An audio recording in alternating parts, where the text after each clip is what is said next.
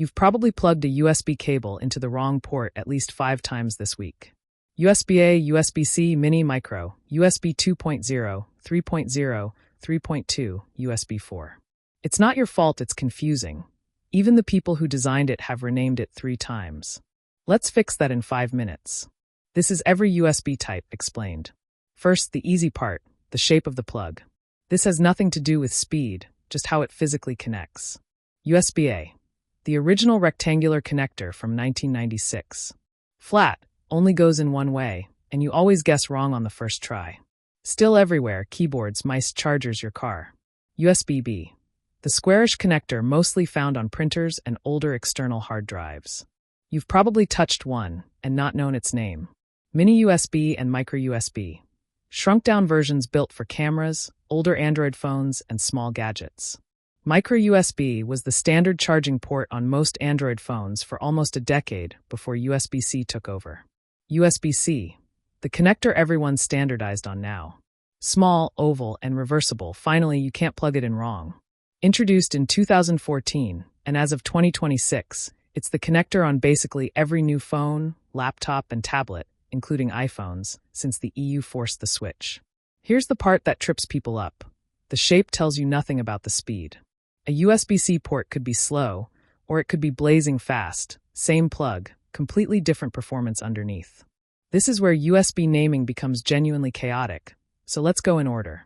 USB 1.0 and 1.1, 1996 to 1998, up to 12 megabits per second. You will never encounter this today, pure history. USB 2.0, released in 2000, up to 480 megabits per second. Still used today for things that don't need speed, keyboards, mice, basic chargers. USB 3.0, the first big jump, up to 5 gigabits per second, marketed as super speed. This is where the naming starts breaking down, because USB-AF, the organization in charge of USB standards, later renamed USB 3.0 to USB 3.1 Gen 1, and then renamed it again to USB 3.2 Gen 1. Same exact speed, 3 different names. It reaches 5 gigabits per second. USB 3.1 Gen 2 and USB 3.2 Gen 2 10 gigabits per second, double the speed. Same renaming pattern applies here too.